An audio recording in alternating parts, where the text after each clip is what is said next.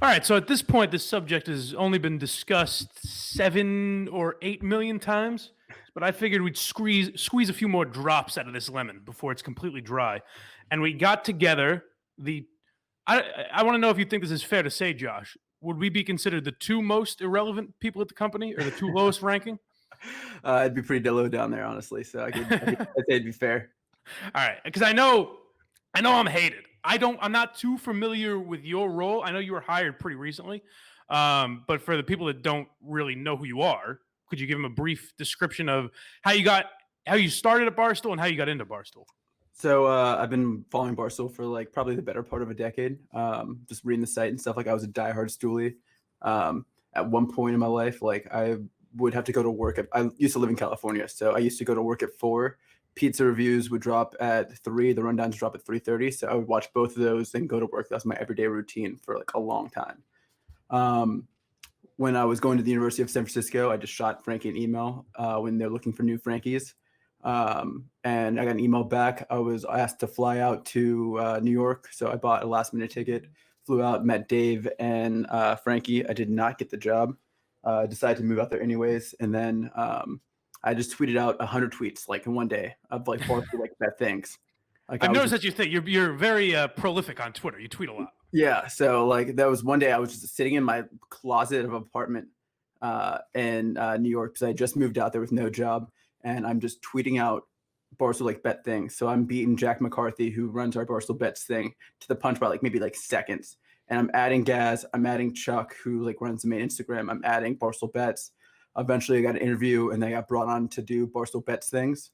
And then after that, when there was a sports hiatus, I stopped doing Barstool bet things because there was nothing to bet on anymore. And then I started running Viva La Stool, helping produce other content. I work with Tommy, I work with Brandon, I work with William.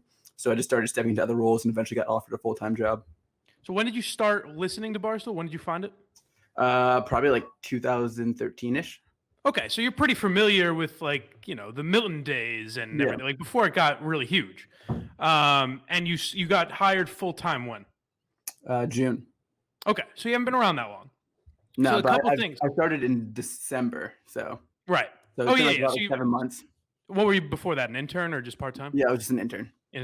Yeah. So I kind of asked that for a reason because I suspected that was the case because you seem like a guy who's familiar with Barstool. You haven't necessarily been around that long.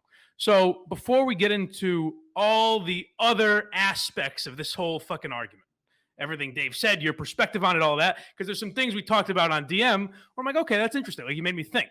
But before we get into any of that, my thing is, and this has been brought up to me a lot, where I haven't been around that long, so I shouldn't really comment on certain things. Yeah.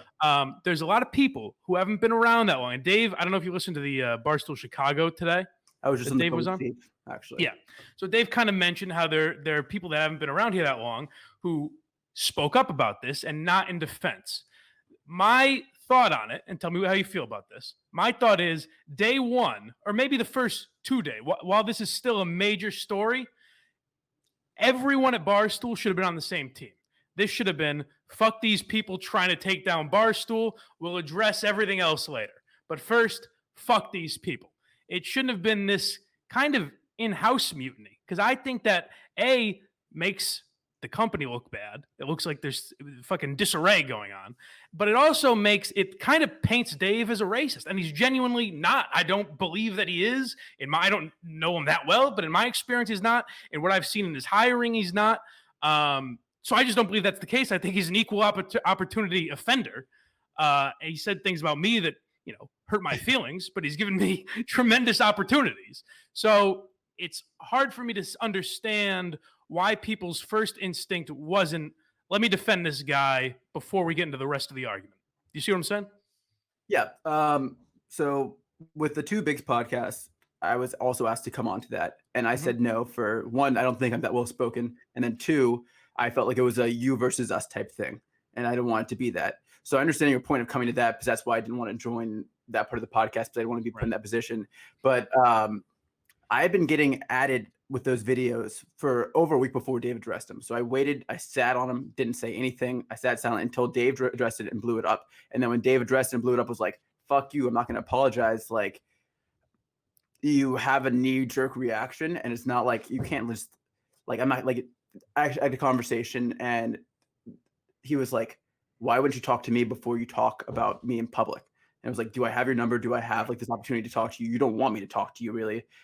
So it was everything was going on Twitter. We're getting added. We're getting yelled at for working at Barstool, and it was like we had to respond immediately, and couldn't have been an all together team moment, especially because we're not all together at the time, and we're all like very spread out. So it's hard for it to be in a joint group effort. But then you also read what I said. I said, "Fuck cancel culture." Like I think it's Right. fucking stupid.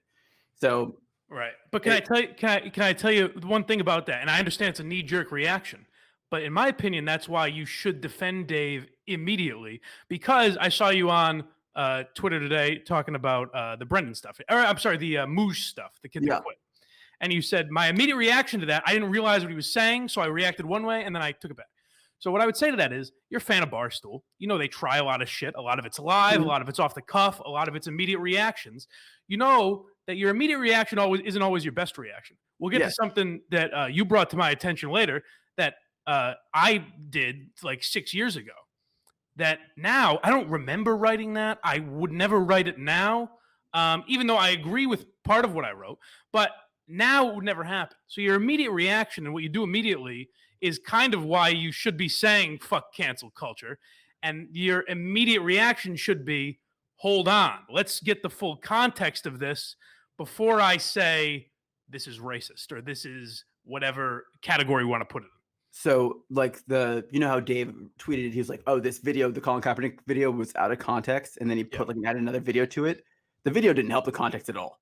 Like that video did not help the context at all. Whatever he was said had said, and it was really, really bad. So he was like doubling down Yeah. and trying to defend himself, put out like chaps blogs and stuff. And I just was like, that's like he was trying to defend himself and he just didn't do it well. And I didn't tweet about it for a while. And then eventually I said something. With the Sure. mood stuff, like and like the Minifans have pulled up my tweets and I've done that, right? Right. And I don't like that either, but I understand why they're doing it. I was 13 years old at the time. I'm Yeah. sorry. I shouldn't have said some of that stuff. It's fucking stupid of me. I'm very anti like pulling up old tweets and stuff like that. But it's the fact the way he handled it afterwards, which was the problem, not the stuff he said. I Yeah. even said in the blog that I wrote that I don't think Dave singing the draw rule thing was malicious. I didn't think Dave quoting the Eagles fan was malicious, but it was the way he handled stuff afterwards. Right. I guess my point is with I don't like going after anyone's old tweets, digging Yeah. up old tweets. But my point is when you're Mooj and you get very self-righteous and high and mighty, that's immediately what people are going to do. It Whether was a they're right bad or look to wrong, me. It that's was a going to very be bad the look. that's going to be and you know what? Especially with the protests that have been going on and everything. There's going to be things we've said over the last 3 months. There might be things that you and I say in this podcast that in 4 years will be completely unacceptable. You Agreed. know? Agreed. So it's tough to not defend that guy immediately and then figure it out later. That my instinct is to defend the guy because A, he hired you. And people are using the phrase he signed your checks too often. That's not a reason to defend the guy, but it's like, hey, he gave you an opportunity when a lot of other people wouldn't. And by kind of feeding into the idea that those videos are inherently racist rather than maybe just not the right thing to say, it adds to this thing that Barstool is this racist, sexist place that it just isn't. And then where you're kind of hurting yourself in the sense that maybe someday you want to apply for a job at ESPN or Yeah. wherever. And then they look and say, oh, you worked at that racist shithole Barstool? Well, we're not going to hire you. It kind of creates this environment that Barstool just isn't. Barstool's a pretty liberal place, to be honest. So two things. Like one, Dave didn't hire me. Dave doesn't want me. Dave didn't want me at Barstool. Well, he doesn't want me either, but if he wanted So, to like, fire so- either one of us, we'd be gone. you Yeah, know? it's true. But like, so like the difference between like Mooj and Brandon and me is like I work for Gas. I don't work for Dave. Like Right. as much as I work for Barstool, I don't work for Dave. I'm Gas's guy. With Mooj, the thing that what was really shitty about Mooj was he was taken under Big Cat's wing.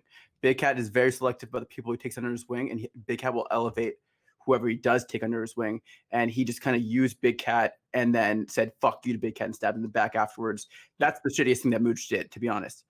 Brandon, with the Brandon stuff, like I don't like. You saw what happened on Twitter the other day, like Dave saying, like if you don't like what I said, quit. Mhm.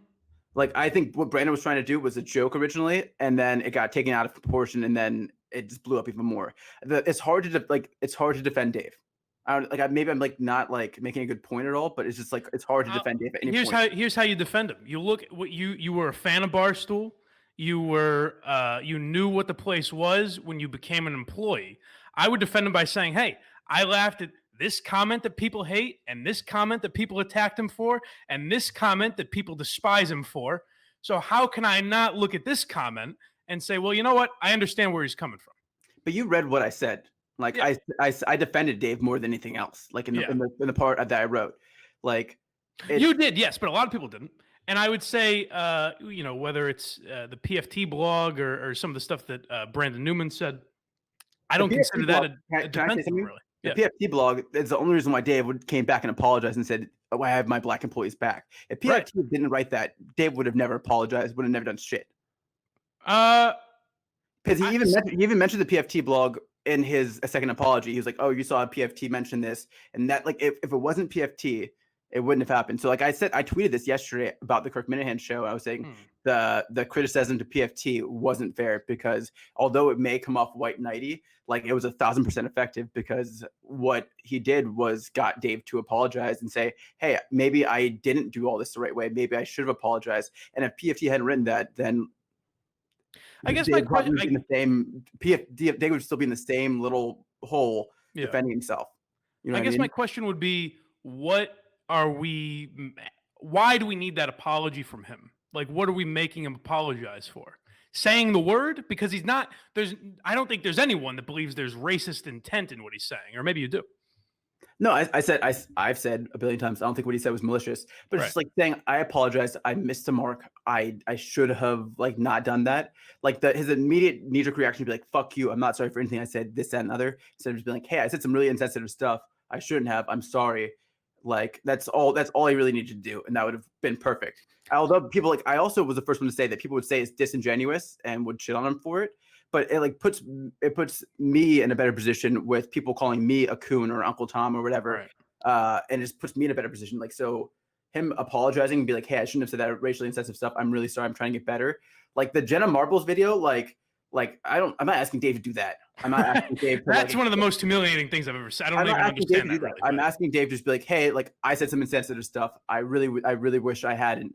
And then when people come at me and call me a coon and say that I'm betraying my race and stuff like that, like mhm. I don't have to deal with that backlash. But they'd be like, "Hey, Dave realizes this, and I'm not getting shit on for it anymore." And then Dave would be like, "You're not wouldn't be getting." This is what Dave said to me. He's like, "You wouldn't be getting shit on it for it if you didn't speak up the first time. But like if I don't speak up the first time, then like there's just no conversation." So here, let me throw this at you because I'm in your position where I'm a low level guy. You Yeah, know, I haven't been here that long. Dave fucking hates me. I'm not. I might get that makes two of fired us. just for That makes saying two his of us. name here. Yeah. So might not even be a good idea for me to do. But the idea of maybe I shouldn't have if you didn't speak up the first time, then none of this would have been happening.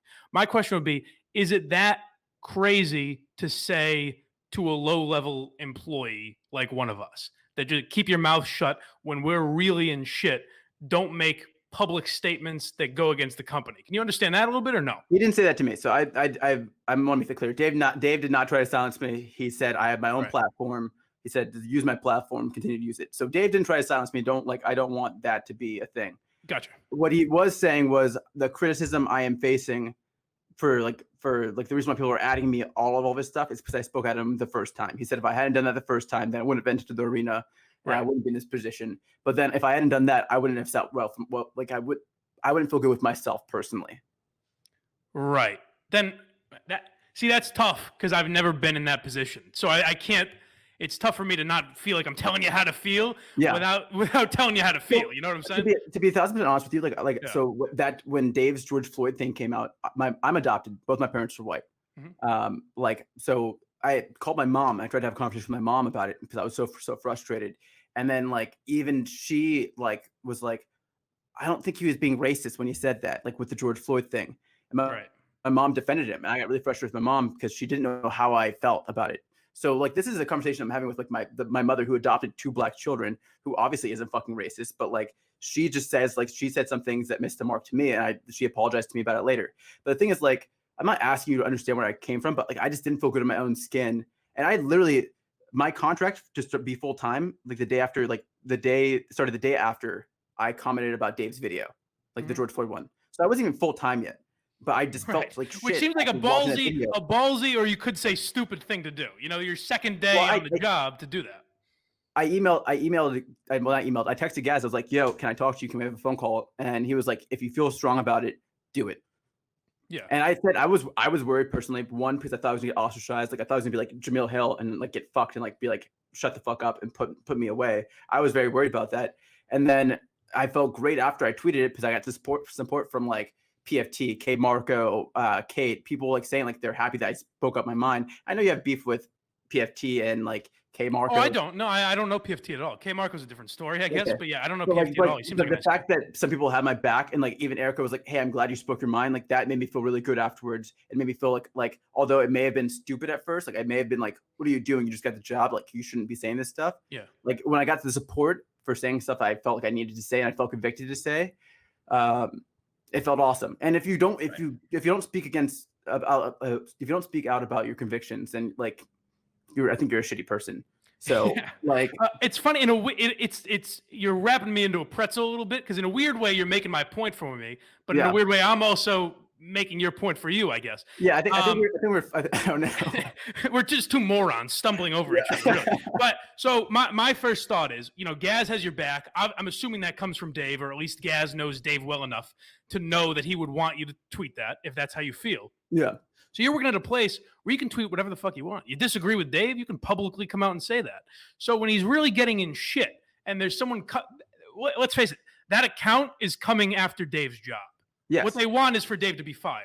Okay. So when you're really in the shit like that, that's a moment where you say, okay, my beliefs are my beliefs. But this is a guy who, again, he didn't hire you, but he lets us work there, and he could easily get rid of us if he wanted to get rid of us. Mike, so that blog I sent you about cancel culture has 10,000 clicks. It's me trying to defend Dave, saying "fuck cancel culture." This is stupid. That's me coming out and saying "fuck this account that's trying to do this shit," especially because it's a faceless account. Like if you do this from your personal account where people can try to like look up your shit from the past, then maybe do it and I won't criticize it as much. But it's a faceless fucking account that's just looking for fucking heads to chop, and it's fucking stupid. Fuck cancel culture. I said you can pull up stuff from me from like 8 years ago that I would feel awful about saying, and people have done that. But like you could do that with anybody. So like fuck cancel culture, it's stupid. But like when you miss the mark, all I want you to do is just be like, hey, I fucked up, I apologize. All you had to fucking do. That's it. So do you think every time you miss the mark, you should apologize? Every time a joke bombs, every time something doesn't get a laugh, every time a video doesn't get as many views but like as if it's racially insensitive and it makes your employees feel uncomfortable about it, then yes, that would make sense. And I know you guys disagree with that because you guys don't like bending the knee. I've listened to your podcast recently, and I know how you guys are. You guys are like, fuck these people, fuck that. But at the same time, it's just like I texted Gaz at a point. I was like, I don't feel comfortable in my skin working here. Yeah. And you did like so Dave can be like, this is the best place to work. This is the best place to work. This is the best place to work. But then you have me like being like, I don't feel comfortable right now, like being here. Then you should just be like, hey, I need to apologize. That's all. Like, you know what I mean? Yeah. And I can't that part I can't relate to at all. So that's tough for me to comment on. But my thought is if you were a fan of Barstool in 2013, 2015, 2018, and you want it to continue to be the same place, then you have to let them try stuff that misses the mark and can't demand an apology when it does. You know what I'm saying? So, like we said before, political correctness changes all the time. So something I thought was funny in 2013 isn't funny now. And but that's why you can't go back. That's why you can't go back to 2016. I don't go back. I didn't pull it up. Like I don't fucking like. Listen, I was a fan. These people did, yeah. I was a fan of Barstool when that Ja Rule video was released. I don't remember if I watched it at all. I don't remember it really, to be honest with you. But when I did see it, I did cringe. But then I've also written about like how I've had a bunch of white friends say the N-word in the past. And I never said anything, and like it's something that I let fly for so long, and it was shitty. But like now I'm just like. Now someone said it to me, I'm not like letting it fly. So that was presented to me. I felt like I've been silent for so much of my life and I shouldn't be silent anymore. And I just had to call, you had to call people out and stuff now. Yeah, that was the thing you said to me in our conversation where I was like, holy shit, you know what? I never thought of it that way. Where I was in the reverse position, where I was the white kid in a mostly white school. So, and had, you know, the one or two black friends in my grade, however many there were. Yeah. And I was thinking back and I'm like, I'm sure we said shit that my buddy Dean would be like, what the fuck are these assholes doing? Like, just not thinking we were being funny, like in high school. Yeah. That's just what moron white kids do. I guess my problem with all of that is, if I had Twitter, who knows what dumb shit I would have said when I was 16. And then this is why I knew we would have a good conversation about it, because some asshole on Twitter started going after me and found a blog I wrote in 2014. So right around this time of year. So I guess I was 22 years old. And it was when the Redskins thing was a big issue again, but the first time it was a big issue. Yeah. And a lot of people at that time, so it was when the Redskins lost their trademark, and a lot of people were calling them the Washington football team. First of all, my biggest problem with this blog is that it could have used a couple of proofreads. very, very sloppily done. But it was when people were saying the Washington football team on the news, you wouldn't say Washington Redskins. And my point was that a lot of people were comparing this word to the N-word. And that I believe, if in context, like if you're saying Michael Richards used the N-word, Dave Portnoy used the N-word, I feel like if it's a news story, you should say that word even though it's highly offensive. And then I get into why I think that word on its own is more offensive than Redskins and these other words they're comparing it to. So in the blog, I'm saying it's offensive, but I do spell out the word. So that's something I wouldn't write now. Yeah. But in 2014, I did. And in my mind at the time, I was like, well, that's the whole point that I'm making. I'm not making the point if I'm not spelling it out. And B, everyone knows what I'm talking about. Yeah, you said everyone knows what word I'm using. I think you said that in the podcast either yesterday or today, that you're like, when you say the N-word, you know what the word is. I'm thinking it, you're thinking it, like it is what it is. Yeah. Like, but then also I read your blog. Like, I didn't find that one offensive, but like I'm sure if someone else saw it, like they would be like, yo, fuck and this they guy. Absolutely could, yeah. They like, but like the way you were saying, you were like, I know how offensive the word nigger is. Like that's what you said. Like you spelled it out and you put it in quotation marks. Like It's not offensive, but people just get butthurt about like. And now it's funny because I'm going through at that point, like him saying nigga was like, I didn't think it was malicious, but like now you obviously can't say it. So obviously you broke up, Josh. I'm sorry. What was that point? I'm sorry. I kind of compared like what you wrote to like what Dave quoting the Eagles fan or saying the draw rule thing. I don't think it's I don't think it was malicious. I think the context does matter for both those, that it is quoting people, but also like if someone like got mad, you'd be like, hey, maybe I shouldn't have written that at that point. You know what I mean? But I think yours was like trying to explain. I feel like now I'm cherry picking, so I shouldn't even do that. I don't know. That's the tough thing. That's kind of my entire point. Is that when we get into this, I don't get like the fucking South Park episode. I don't get how you feel, but I get how you feel. You know what I'm saying? Yeah. But it's then we start cherry picking. Then we're like, well, these things offended women. These things offended gay people. These things offended trans people. These things offended blind people. Whatever.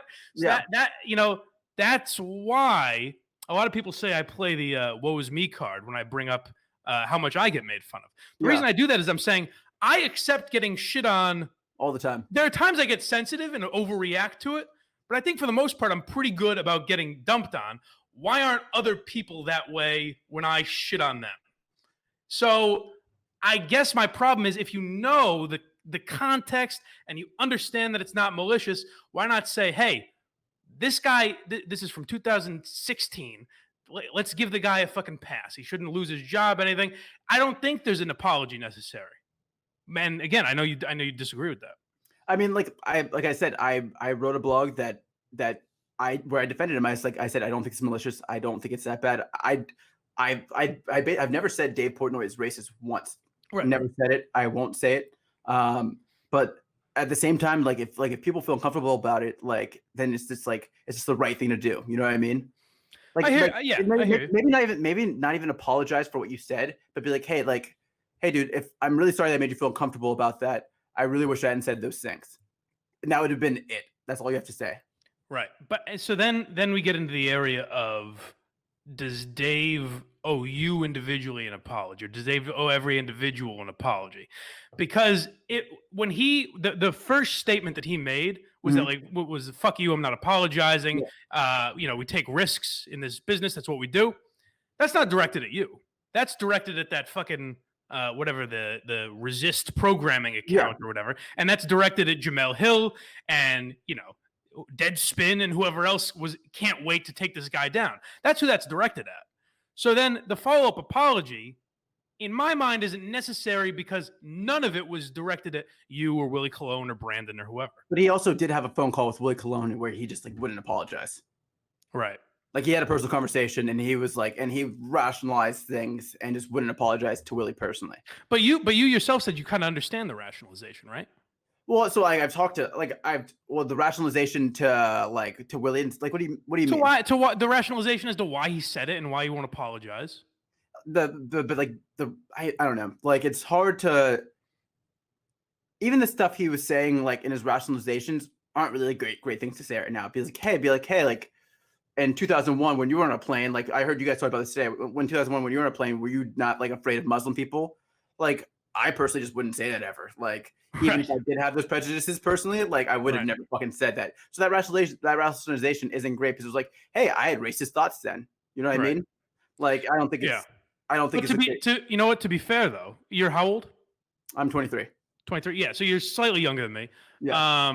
And even my generation, I would say, we come up in a much more woke. That's kind of ingrained in us. But wokeness, you know, it hasn't always been that way. I use woke as a 2016. blanket. I use woke as a blanket statement. Yeah. What I'm saying is, you know, in 2001, I was 10. Yeah. So I don't know what I would have said if I were on a plane in 2001, honestly. But Dave was an older guy. Kirk was an older, whoever you want to use as the example, was an older guy. And it's kind of just, that's an honesty that's gone away, right? I know you're saying you wouldn't say it, but people have shitty thoughts all the time. People have thoughts that don't hold up over time. One of my best friends was Sikh growing up. Like had a turban, his parents had turbans. Like he's one of my best friends. So I just grew up in a way like, so I'm not trying to shit on like where Dave and Kirk come from, but I was just raised in a way more diverse area. Like Maryland in the DC area is very, very diverse where I was able to be around a lot of different people, a lot of my life that come from different backgrounds. So those thoughts that, like maybe like Dave or someone else has, I just didn't have because I was exposed to being around other people like throughout my whole entire life. Yeah. Like even you said you grew up in a white neighborhood with black friends. Like I just was lucky enough to be put in a very diverse like neighborhood in a very diverse high school where like some of those things just like don't come to my mind. Right. So it's like who you expose yourself to, like I guess. What did you think of Big Cat's blog? Like, did you read that? Yeah, I read Dan's blog. I felt like Dan, out of all the three of them, came off the best in that video. Right? That's fine. It's fine. That's just a different perspective because I thought he came off the worst. Why? In the video, you're saying? I'm sorry. In the video, you meant? The video? I'm sorry. I thought you meant his blog. Out of the three of them, I thought it came off the worst. His apology, rather. I thought it came off. I don't think Dan needs to blog anything. I was surprised he blogged something. I thought the same thing. Okay, I thought we disagreed on that. I'm sorry. Okay, I don't think Dan needed to blog anything. I texted Dan after that, be like, "Hey, I read your blog," and he was just like I don't know, like he was saying, "I have to try to be better, this, that, and other," and it's like it's the same. Like they're all trying to apologize for like missing the mark at the one point, but like Dan at that point was kind of like apologizing for not speaking up, I guess. Because he was kind of like speaking, like he was like, this is like Kaepernick's black. He has a black, he's adopted this. Like he kind of like wasn't, he wasn't engaging in that conversation, but he still felt like he had to apologize for it. So I don't think Dan's blog was bad, but like, it was fine. I think, and I don't think he was being phony in any way. I think it was just unnecessary because people weren't really going after him. Agreed. Okay. So I don't think that was necessary, but it is funny in a way because like, what a lot of people said is that it's just kind of an apology for the sake of apologizing. It's kind of, you know, again, I think Dan was feeling genuine in that moment, but I guess the goal of that was to cut people off his back, I assume, and to kind of, you know, appease people, which is not, in my mind, not a real apology, which is why I find it so weird that we demand these apologies from people. Yeah. So like I said, like if even PFT said this in his blog. He was like, if it's a phony apology, you don't actually feel sorry, don't be sorry. You know what I mean? Right. I'm not gonna speak for Dan. I think he probably was sincere, and I did appreciate like him like coming up and being like, I need to be better, this, that, and the other. And I felt like that was better than Dave's response being like, fuck you. And even though I agree with your point that he wasn't directing it to us, it still kind of felt like a fuck you to us because he wasn't willing to apologize. How have you enjoyed the Minifan experience so far? They came at me hot. So they came at me very, very hot at first. And then like what Kirk said, he was like, they just want to be loved. They want people to love them. Yeah. So the fact that I'm willing to embrace them, They like me a lot more now, and I'm enjoying it. I'm willing to listen to you guys' show and try to understand where they come from. Listen, I think Kirk's an asshole, but Okay. I think that's why everybody loves him. You know what I mean? Right. Am I right or wrong with that? Like, I think same thing with Dave. I was a big go press go guy, and I think I loved it that Dave was an asshole. I think that's something I fell in love with. That he was an asshole. He didn't give a fuck. I think that's the same way Mana fans feel about Kirk. You know? Yeah, you're saying you think his persona is an asshole, or he is a human being is an asshole? I don't know him personally, so I won't Right. speak about it personally. I think his persona that he tries to put on, which like same with Dave. Like there's El Prez and then there's Dave. I don't know Dave. I only know El Prez. So Right. like I think the persona that Dave tries to put on, like the shtick he puts on, is kind of like an asshole. He's like, "Fuck you guys. I don't need to bend the knee to anybody." I think Kirk has a very similar persona to that. Yeah, so I think people can say, the persona of Kirk is an asshole, but I think it also says a lot about him that he invited you on the show. He Yeah, invited you on to speak your mind and talk it out, kind of like this. And you're not. I know you're not. Is it that you're not? What is the reason you couldn't go on the show? I'm not content. I'm not well Yeah, spoken. they don't want you on there. I believe me. I understand. Like I'm not that well spoken. Like and then I said Kirk Minahan, it's Max Scherzer. I'm a fucking T-ball player. So I've also watched what you guys have done to Ellie, what you've done to Nate, what you've done to K Marco. If I go on there, so Ellie is a minor league baseball player, and she went up and got destroyed. I'm not going on to the radio show. There's nothing good for me to come from that. Well, Like I just here's how I'll argue with you on that. Kate Marco is kind of a different story because there's a longer history there. But look Yeah. at when Nate came on. That was a pretty civil. I don't know if you heard it. That was a pretty civil back and forth, and I thought Kirk was pretty reasonable with Nate. I didn't actually listen to the Nate one. That's like one of the things I didn't catch up on. Yeah, and But Ellie wasn't on. heard- The reason I think the reason we were so harsh on Ellie is because she refused to come on and talk about it. Yeah, so I don't think I would be even allowed to come onto it if I wanted to. Right. To be honest, That part I understand, but I guess what I'm saying is a lot of people think that's the persona. Kirk's an asshole. Everyone says that, and I guess you hear clips of him ranting and raving, so you think that whatever. But my whole thing is he invites everyone on. He invites them on to have the discussion. Even K Marco, the K Marco discussion was not horrendous in my opinion. So you don't think Kirk's an asshole at all? You don't think the persona he puts on is going to be an asshole? The things that he said about PFT the other day, about Big Cat carrying the podcast, that's like an asshole thing to say. Would you agree? But that's fucking around. That's fucking around. It's cheek and tongue. Yes, I understand it's cheek and tongue, but but at the same time, the consumers that we have, they'll be like, yeah, fuck PFT. Big Cat carries that show. Like his consumers will buy into that, whether it's cheek and tongue or not. You know what I mean? Yeah, so but PFT understands that also, I imagine. Yeah, I'm sure PFT isn't soft about it, but that's I'm not going to text PFT be like, I can't believe Kirk said that about you. But that's kind of even though it is a joke and I'm fine with jokes, it is kind of an asshole thing to say. Would you agree? I understand what you're saying, but my opinion is that he says that shit about me every day. But he's also been tremendous to me. He's been very good to me. You're also friends. Yeah, that's another thing. We're not friends by any means. We're coworkers. I guess. Yeah. Yeah. Well, you have a relationship. Sure, more than him and PFT. Yeah. Yes. So when a guy but when you hear that type of stuff, it's oh, this guy can come off as a little bit of an asshole.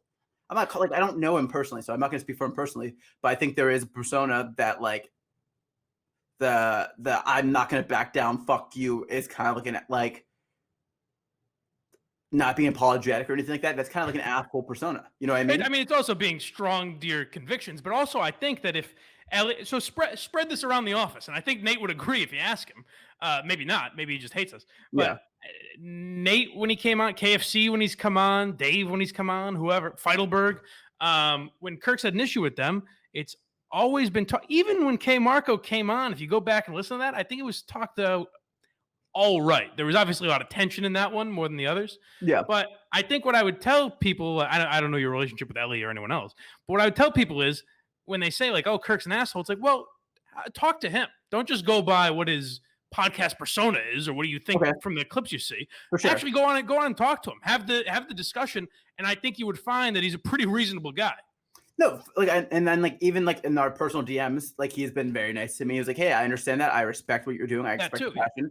So I do appreciate. I even said to Kirk, I was like, he's like when I was getting attacked, he was like, "Hey, sorry about my fans. They're a passionate bunch." I don't know if he said that exactly. He said something similar to that, but he was very passionate bunch. You'll get used to them. You know what I mean? But I've had good And then conversations with Kirk already. I don't think like, but you understand what I don't know. I'm not trying to paint. I get what you're trying Barstool to as a say. broad I think brush. the problem. I think the problem. The reason there's tension between Kirk and the rest of, or not the rest of, but some of Barstool, is that people look at the Minifans as this army that Kirk sicks on them, when But it's really just the fucking internet. but that's the same thing that happens with Dave when people complain about Barstool's fan base. Right, that's the It's a, internet. it's When a you have very, very passionate same thing. fans like that, Yeah. when you have a passionate fan base, that's what happens. For sure. Like I have people from like Dave's like corner like shitting on me all the time. Be like, if you don't Right. like your job, fucking quit it. Like it's what people do. It's like I'm not gonna get offended by the Minihans coming at me. I thought it was funny. I interacted with them. And I think that's why they don't hate me anymore, because I was willing to interact with them and not just be like, fuck these people.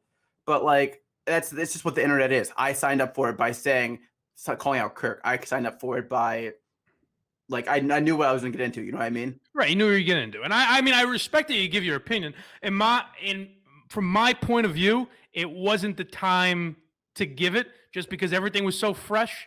But I get what you're saying. You said to me, and I think you said on the show that you held your tongue so many other times that this was it was a high profile thing, so you felt like you had to say something. Yeah, so like I said, those videos have been getting added at me. I had seen the jaw rule video before. I had seen the Eagles fan. Is it EP? Is it EDP? What is his name? EDP, yeah. Yeah, I've seen I quote one of his videos for every single fucking. I'm a Maryland fan, so like I put one of those videos out all the time. I don't even fucking know his name, but like I think it's different. But like I've been seeing those videos, Right. and like I just hadn't said anything because I didn't want to give it any attention. The second that Dave was willing to give it attention, it was like, okay, then I can finally talk about this, because I'm not going to throw Dave under the bus. Like I don't want to fuck over my company, but once you give attention to it, I want to put I feel like I need to comment on it, especially when I'm getting texts not just from like random people on the internet. Like I'm having conversations with my friends from back home, my black friends from back home, just like, hey Josh, what's up? Like what are you doing? Like why are you here? Like what are you doing?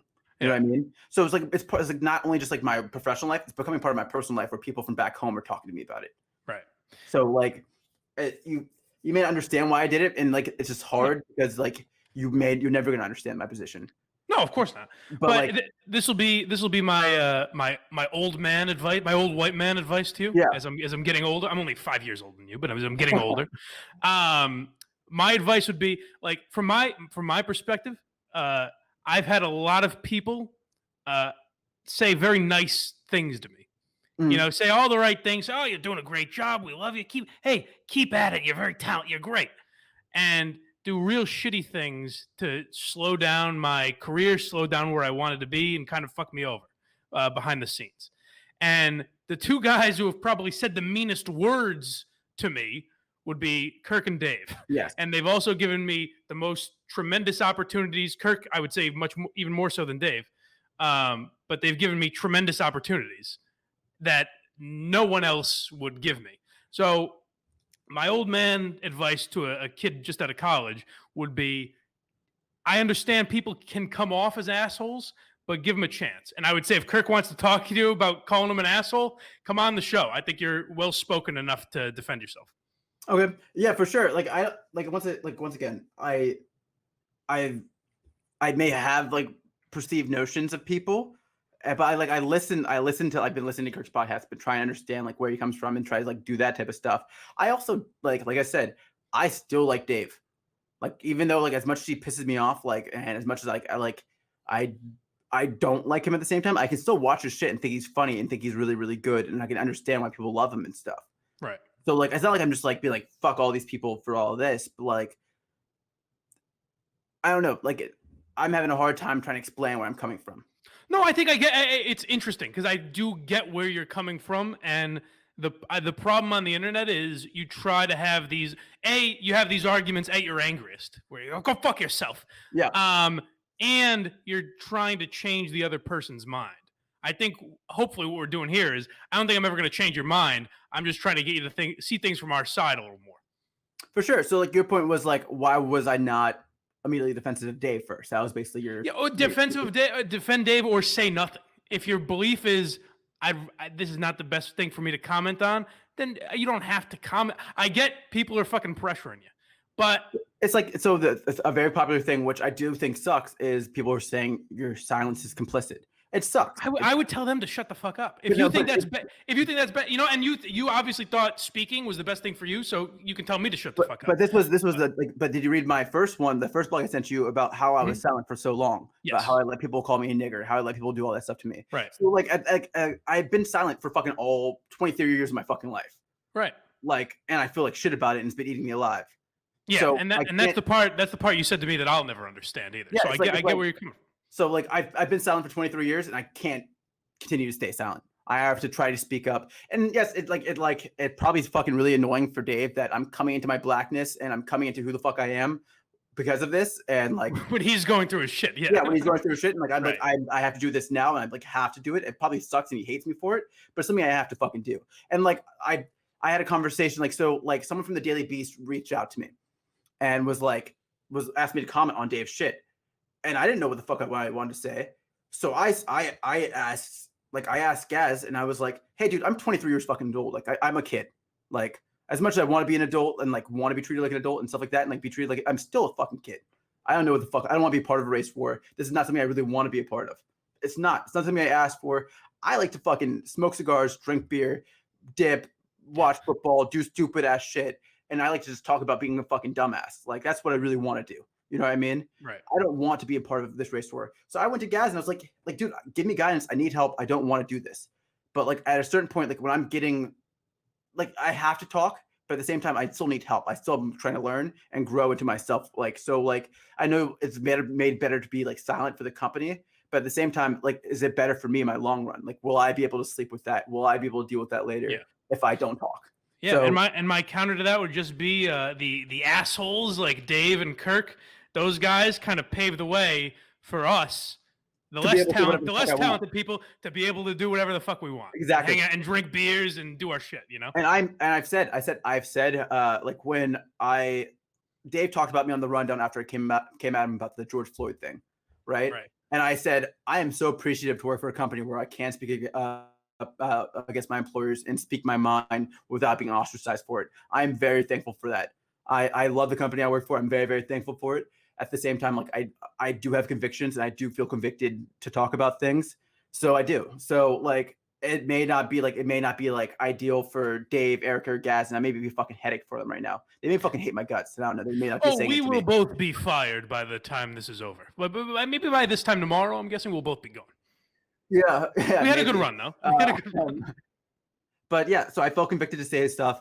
And like I said, I don't think Dave's racist. I don't think the stuff he said was malicious. I just wanted him to apologize and realize the position he was putting me, Brandon, Willie, Zaw, Ebony, and stuff like that. And then at the same time, like, I don't where you guys were talking about the podcast, like the Two Bigs podcast, I didn't want to be a part of that person because I felt like it was me versus them. So like I understand where like Dave's like, fuck these people too. Because I understand that. I understand both sides. But I will, and I've also had a conversation with Dave. He's like, you have a voice, you have a platform, do your thing, continue to talk about it on your Twitter. So I'm being told if I want to talk about it, to talk about it. So I do. Right, which I think that's a good thing. And like I said, I never thought either of us were going to completely change each other's minds, but hopefully we both learned a little something through all this. And I hope I didn't come off too confusing. I tried to be as clear as possible. No, I think I get for the most part what you're saying. I think it's a fundamental disagreement, but I think we kind of both see where the other is coming from. For sure. All right, man. And if you want to check Josh out, what's your Twitter? Joshua__DM.